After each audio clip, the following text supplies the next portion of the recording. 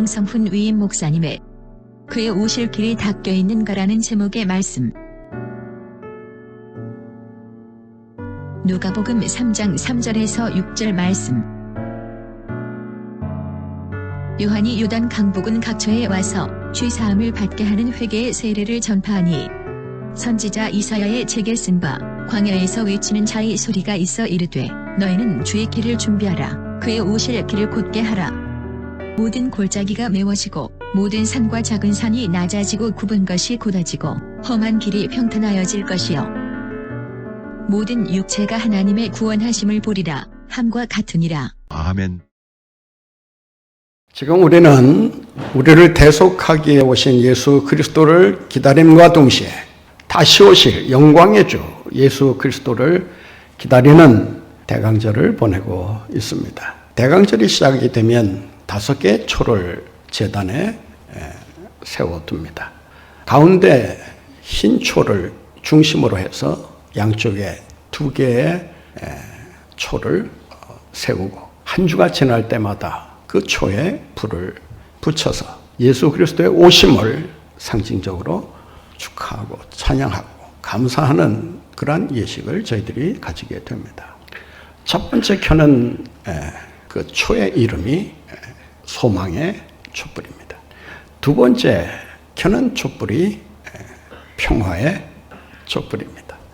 세 번째가 사랑의 촛불이고 네 번째가 기쁨의 촛불입니다. 그리고 4주가 지난 성탄절에 가운데 흰 초에 촛불을 붙이는데 흰 초에 붙이는 이유는 예수 그리스도께서 오심으로 우리의 모든 죄가 흰 초처럼 하얗게 맑게 깨끗하게 씻음받게 되었다.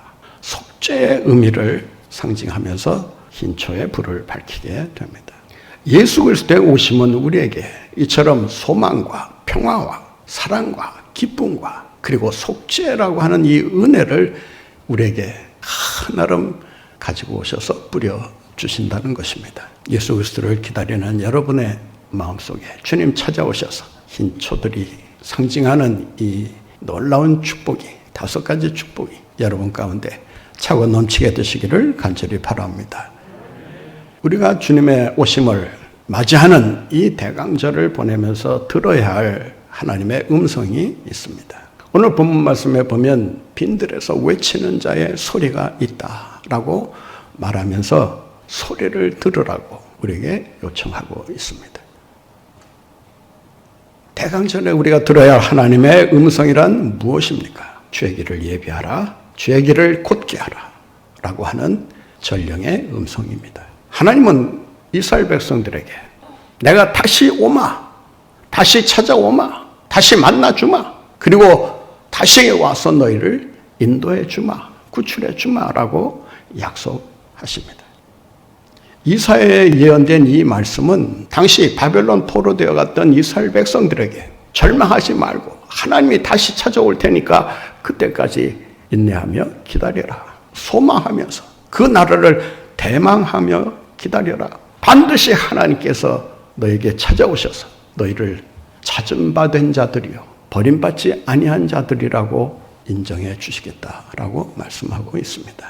사랑하는 성도 여러분, 이스라엘 백성들은 바벨론 포로되어 가서 하루하루 죽지 못해 살아가는 절망의 나날들을 보내야 했습니다. 그도 그럴 것이 나라가 망하고 지도자들을 위시해서 엘리트들이 다 포로로 끌려가고 성전이 불타 없어지고 그 어디에도 기댈 수 없는 바랄 수 없는 폐허된 그런 상황 속에서 살아가야 했던 이스라엘 백성들의 그 마음이 얼마나 아프고 괴롭고 힘들었겠습니까? 캄캄한 어둠 속에서 빛이란 한 점도 보이지 않는 그런 상황 속에 그들이 처해 살면서 그들의 마음에 찾아온 것이 있었다면 바로 절망이라는 이 단어였을 것입니다. 시리와 좌절, 낙심 속에서 살아갈 수밖에 없는 이스라엘 백성들에게 주님께서 말씀하십니다. 내가 다시 찾아오마. 이스라엘 백성들은 바벨론 포로되어 살아가면서 하나님이 자기를 버렸다. 어쩌면 하나님의 선민을 이런 식으로 대접할 수 있겠느냐고 한탄하면서 몸부림치면서 원망하면서 하루하루 눈물을 흘리며 살았던 것입니다. 오늘날 절망의 시대를 살아가는 우리들에게 주님은 말씀하고 계십니다. 내가 다시 찾아오마. 내가 너희를 버린 것이 아니다. 다시 만나러 와주겠다라고 하시는 이 주님의 이 희망의 음성이야말로 절망 속에 살아가는 이스라엘 백성들에게 큰 희소식이 되었을 것입니다. 여러분, 이 세상을 소망 없이 살아간다는 것처럼 불행한 일이 어디 있겠습니까? 두 여인이 만나서 누가 더 큰 불행을 당했는가, 이 주제를 놓고 서로 옥신각신하고 있었다고 합니다. 한 여인은 모든 가족을 일찍이 다 잃어버리고 홀로 살아가는 여인이었고, 다른 한 여인은 인간 쓰레기라고 불리울 수 있는 술주정뱅이 남편과 함께 살고 있었다고 합니다. 홀로 된 여인은 말없이 듣고만 있는데, 인간 쓰레기 같은 남편을 데리고 사는 이 여인은 계속해서 자기가 당했던 그 원한을 털어놓으면서 죽지 못해 살아간다. 나처럼 이렇게 불행한 사람이 어디 있느냐. 구박과 학대와 조롱과 멸시를 받으면서 그걸 견디며 살아가야 하는 이 여인에게 있어서 그 고통이 얼마나 컸겠습니까? 그러니까 당했던 일들을 떠올리면서 계속 불평을 하다 보니까 듣고만 있던 이 혼자 된 여인이 이렇게 한마디 하더랍니다. 그래도 당신은 인간 쓰레기 같은 남편이라도 돌아올 희망이라도 있지 않습니까? 나는 그 어디에도 희망을 걸 만한 사람이 없습니다.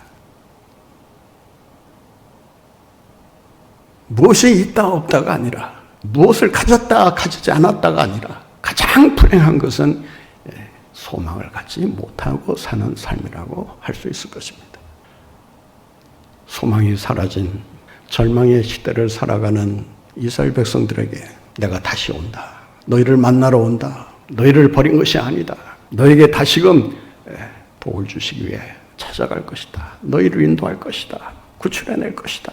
이 희망의 소식을 들었을 때 그들의 마음이 얼마나 뜨거웠겠습니까? 그래, 주님이 오시면, 주님을 만나게 되면, 그래, 이 모든 이 절망으로부터 내가 다시 일어설 수 있을 것이야. 위로와 용기와 믿음을 그들이 회복하게 되고 자신의 인생을 다시금 새롭게 틀을 짜려는 그러한 시도를 하지 않았겠습니까? 주님의 오심을 우리가 어떻게 기다려야 되는가? 마음의 길을 닦으라고 본문은 우리에게 전하고 있습니다. 왜 우리의 마음 길을 닦아야 하는 것입니까? 왜 그의 오시는 길을 닦아야 하는 것입니까? 그의 오시는 길을 예비해야 하는 중요한 이유가 있습니다. 그분이 가지고 오는 것이 중요하기 때문입니다. 얼마나 중요한가 하면 이 세상에서는 그 어떤 방법으로도 구할 수 없는 가장 값진 선물이기 때문이다라는 것입니다. 그 선물이 무엇입니까? 오늘 본말씀 6절에 보면 이런 말씀이 기록되어 있습니다. 같이 읽겠습니다. 모든 육체가 하나님의 구원하심을 보리라 함과 같으니라. 여러분, 모든 육체가 바사르라는 단어를 사용합니다. 이 바사르라는 단어는 우리말의 의미를 조금 살려서 그 단어를 해석하자면 말라서 바스라지는 아주 약한 육체를 말할 때 바사르라는 단어를 사용합니다. 다시 말해서 소멸하는 육체, 이따가 사라지는 그런 유한한 육체를 말할 때 바사르라는 말을 사용합니다. 이 바사르는 스스로를 구원할 힘도 없거니와 공력도 없습니다. 툭 치면 넘어지고 툭 치면 사라질 수밖에 없는 그런 연약한 육체가 하나님의 구원을 본다. 여러분, 연약한 육체를 가지고 하나님의 구원을 본다는 것이 얼마나 큰 축복이겠습니까? 주님은 그 구원을 우리에게 선물로 주시기 위해 성육신 하시고 그리고 십자가에 달려 죽으심으로 우리의 구원을 받게 하신 것이 아니라 보여주셨습니다.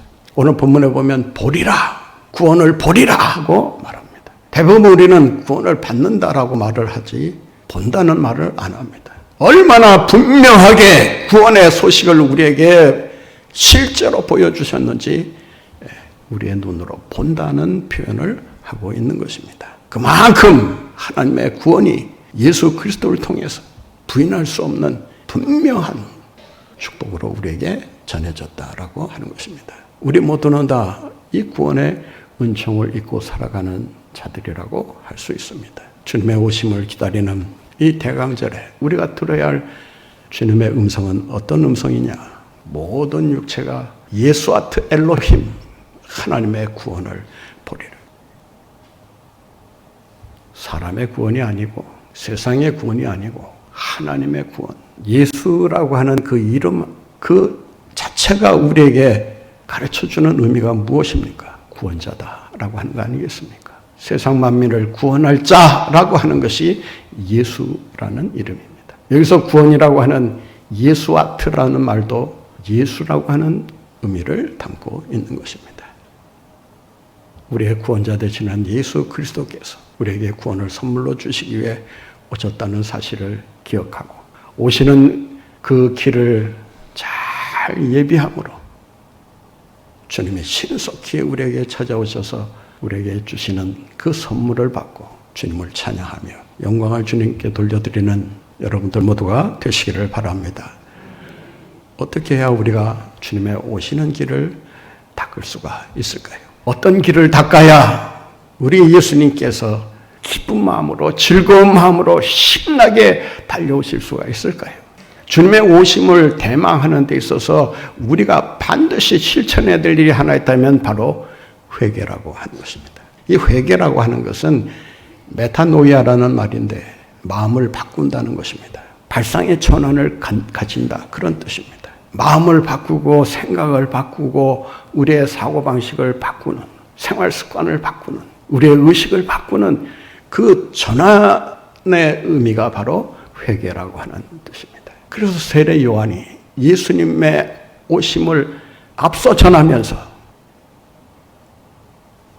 백성들에게 뭐라고 선포하고 있습니까? 오늘 3절 말씀을 함께 보겠습니다. 요한이 요단강 부근 각처에 와서 죄 사함을 받게 하는 회개 세례를 전파하니 주님의 오실 길을 예비하는 삶, 그것이 바로 회개의 삶이라고 할 수 있습니다. 그 회개는 회개하는 척으로 끝나서는 안 됩니다. 눈물 찔끔 흘리고 잘못했습니다. 사과하는 정도로 끝나서는 안 됩니다. 회개가 진정한 의미에서의 바른 회개가 되려면 주님의 오시는 길을 바르게 예비하는 그러한 준비 행위라고 한다면 그 회개는 구체적이어야 합니다. 실천적이어야 합니다. 우리의 현실의 삶 속에서 구체적으로 그 변화가 일어나야 하는 그러한 회개라고 하는 것입니다. 그 변화는 어떻게 일어나는 것입니까? 부말씀 5절을 한번 보겠습니다. 모든 골짜기가 메워지고 모든 골짜기가 메워져야 오실 길을 대로로 준비할 수 있다라고 하는 것입니다. 우리가 신앙생활을 한다고 하면서도 때로 신앙인답지 않은 행동과 말을 하게 되는 이유가 있습니다. 어쩌면 세상 사람들보다 더 못한 상태에 빠져 살아가고 있는지도 모를 일입니다. 예수 그리스도를 믿는다고 하면서 우리의 삶이 너무나 천박하기 이를 데 없는 사람들로부터 인상을 찌푸릴 수밖에 없는 그런 저질적인 삶을 살아가게 되는 이유가 무엇인가? 마음의 골짜기가 깊이 배어있기 때문입니다.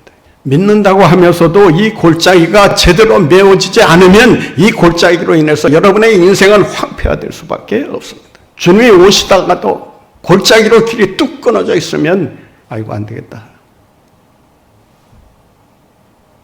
메운 다음에 다시 보자. 아마 발길을 돌리실지 모르겠습니다. 주님의 오실 길을 예비한다면 여러분의 마음의 골짜기는 반드시 메워져야 합니다. 그 골짜기가 어떤 골짜기입니까? 절망의 골짜기일 수도 있고 실패의 골짜기일 수도 있고 아니면 미움의 골짜기, 증오의 골짜기일 수도 있습니다. 아니면 원망의 골짜기일 수도 있습니다. 그 골짜기가 메워져야 합니다. 어떻게 메울 수 있습니까? 믿는 사람들도 이 골짜기 때문에 이 골짜기가 메워지지 않아서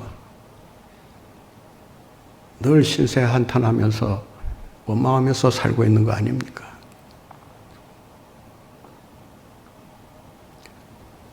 이 골짜기를 메울 수 있는 방법을 제대로 알지 못하기 때문에 늘 골짜기 때문에 상처받고 골짜기 때문에 고통을 사서하게 됩니다.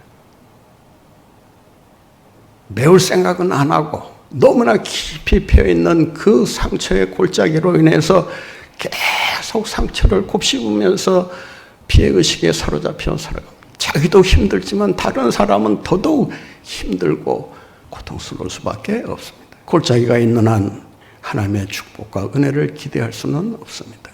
왜냐하면 그 마음길로 주님이 오시지 못하기 때문입니다. 그 마음 상태로는 우리의 문제를 해결해 주시기에 오시는 그 주님을 바르게 뜨겁게 영접할 수 없기 때문입니다.